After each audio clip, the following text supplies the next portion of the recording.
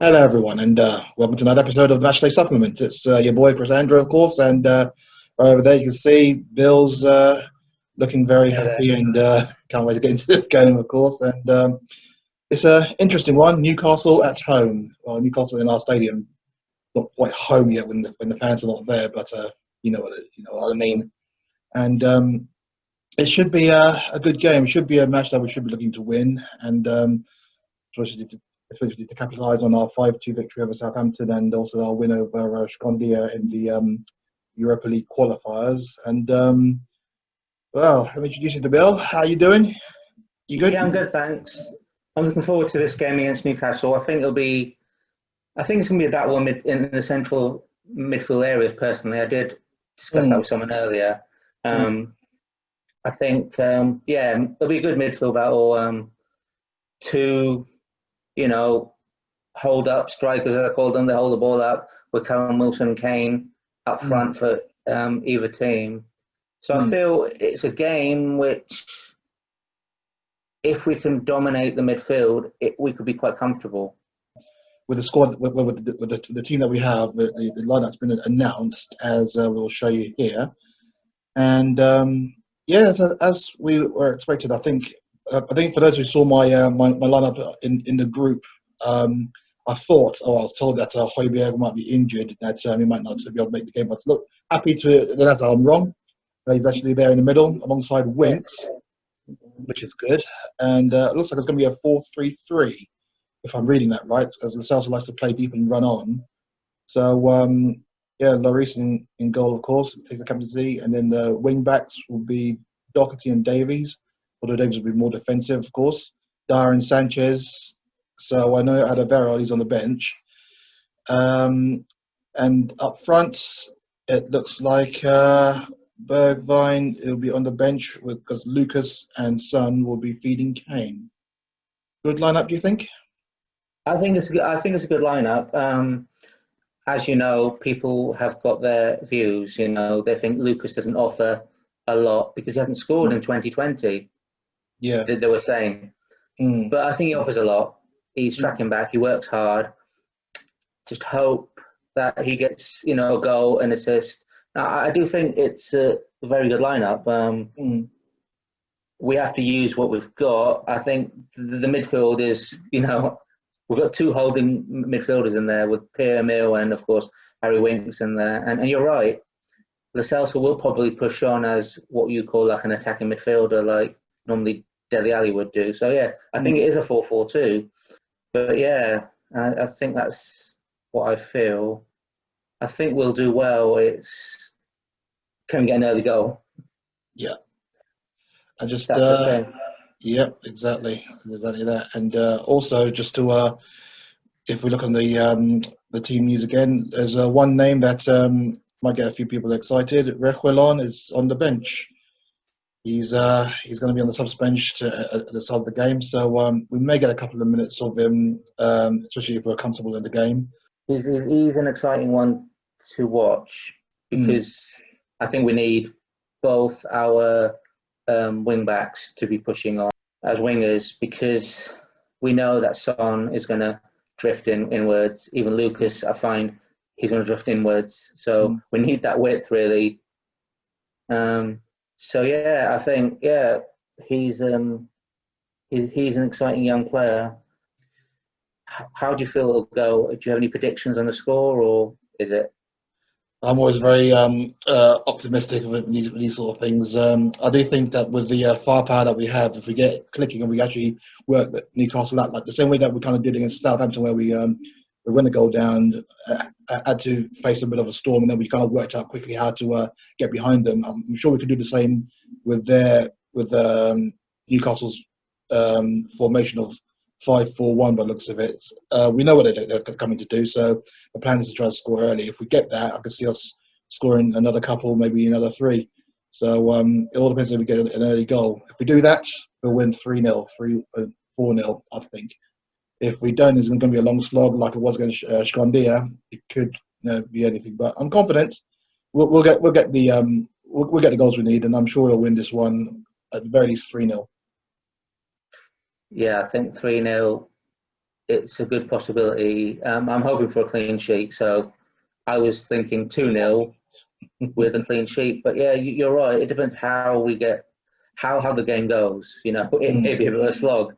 You know, because as we've found, our first halves in the games against Everton and Southampton have not been. We haven't got going. It's the second half was sparked, but with Lo Celso starting in the lineup, I think maybe we'll get that spark in the second half. You know, the first 10 to 15 minutes, instead of thinking, oh, we need to make a change. Maybe we don't need to make a change in the second half, and we can just keep on attacking, and then.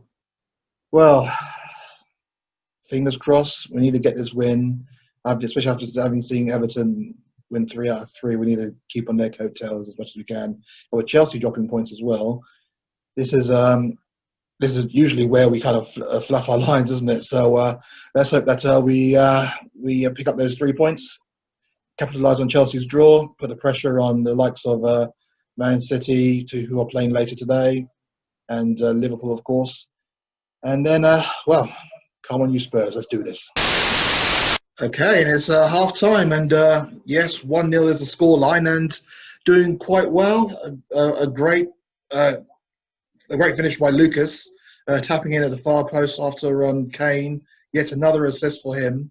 Laid it on the plate there after 26 minutes, I think it was. Issues with my feed, so I didn't get to see most of the game. But for what I've been trying to get out of the highlights in there, it looks quite good. I mean, what did you think of that first half, though? I think the first half we were far more quicker on the ball, passed it around, got the ball forward. Lo Celso made a lot of difference. Apart from his passing and being energetic, he was able to break the game down. He put some tackles in there as well. So I think we were more efficient. Compared to other games, we started slow. We've got the goal, and we've had plenty of chances to get a second or a third.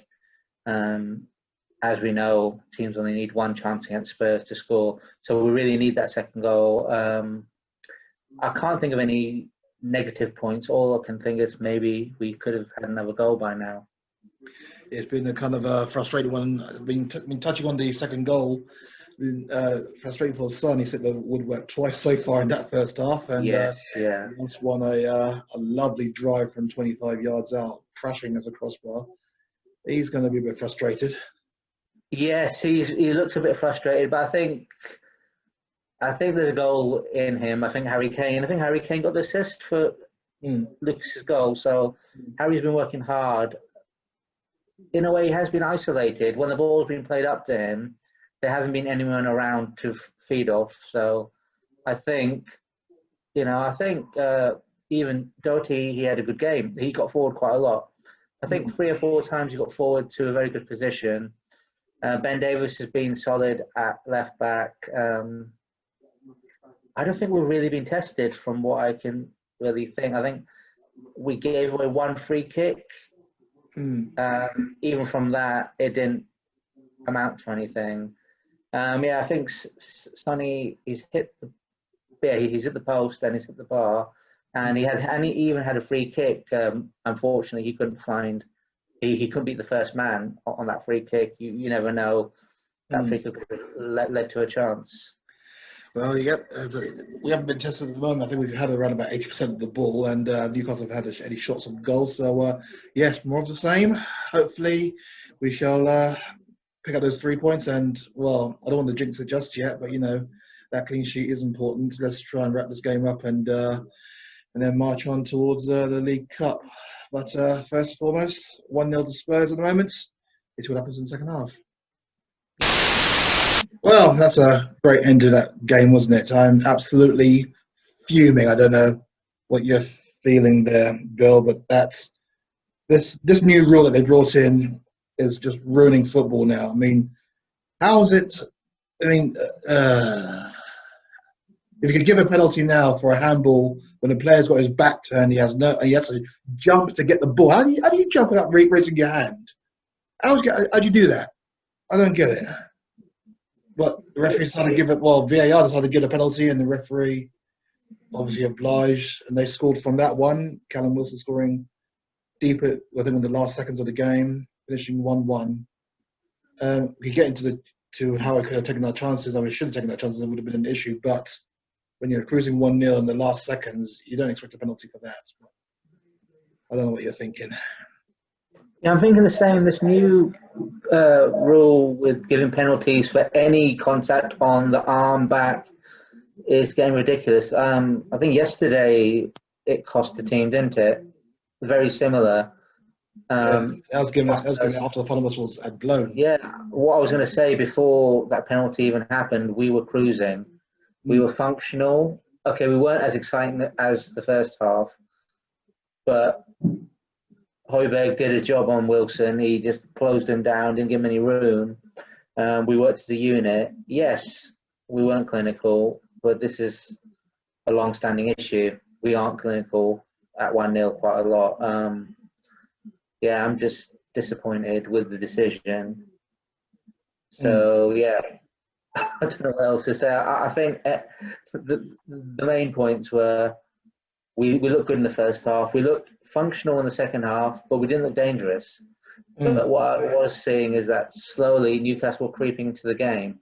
They didn't have any amazing chances, but they were finding space. But with the penalty and the decision of how long it took to decide whether it's a penalty, it's one of those things like, what anything's a penalty now, isn't it? Any contact on. I think that rule needs to be scrapped. Just keep it simple. We know what a handball looks like. Now it's like, yeah. The weird thing is that I think a minute before that, and Ndombele had the ball on the right, crossed it in, and I think it hit. I can't remember the name. I think was it Lascelles. Well, one of the Newcastle defenders. Yeah, right on the arm, and that was not given. So what? So what's this rule? So, how do they interpret the rules? That's what I don't get, because the rules are stupid anyway. But if any strike on the arm in an area, regardless of intent, is now a penalty, then why was that not given? But Dias, whose back was turned to the ball, is. I don't get it. I am not sure, but it shows that if Ndombele's cross hit, say, Lascelles' arm, that's a penalty. But it looks like they ignore that. They ignored that one, but somehow they spent a very long time coming to the decision of the fact it's a penalty, and then Eric Dyer was penalised for the handball. I'm watching it again. I've watched it again. It's hit him on his back. Andy Carroll's gone up like any striker would to go for the header, and it's hit him in the back. That's not a penalty. How is he going to stop that? He is behind him. He doesn't know what's behind him. He's jumping to win the ball because Andy Carroll has won it. And Andy Carroll did win the ball, but he wasn't able to, Yeah, it's in the air. It's got his back turned. You can't see what's going on. This rule needs to be changed. The thing is, this rule, you can't even appeal it, because once a penalty is given, the goal is given, the results change. Even if we were 5-0 up, it would still have been a terrible decision. Yeah, exactly. It's just really deflated me because, I mean, a victory there and we would definitely have been on our way. We've been 2 wins out of the first 3, and now it's crazy. It really is. And so we deserve to win that one because we're on top. Obviously we're kind of like relaxed a bit more in the second half, and Newcastle came into it a bit more, but they didn't really create anything. And that penalty was literally their first shot on goal, and it came in the 96th minute. And that shows how much control we had in the game. And to lose 2 points on that decision is just galling, really. But what can you do? Yeah, there's not much that can be done. All we can do is take the positives into the next game. Although I just feel, as I said before, even if we'd scored 2 goals before then, it's the principle of the decision. It's not consistent. It's not a handball. It's like the player's gone up for the ball. Eric Dyer he's got his back to him. How is that a penalty? Yeah. No. Anyway, okay, that concludes our video today. Fortunately, we couldn't get that win. It was kind of robbed from us. I'll maintain that until they change the rules. And well, we shall see what happens in the League Cup game on Tuesday, which I'll bring another review along for that one on Tuesday evening. So hopefully Spurs will get through to that one and into the 5th round. Then we shall see what happens, how the rest of the season pans out. But from me, Crisandro, and from Bill right over there, it's goodbye and Goodbye, and come on on, to you the next Spurs. game. Come on, you Spurs. You'll take care. Yeah, take care, everyone.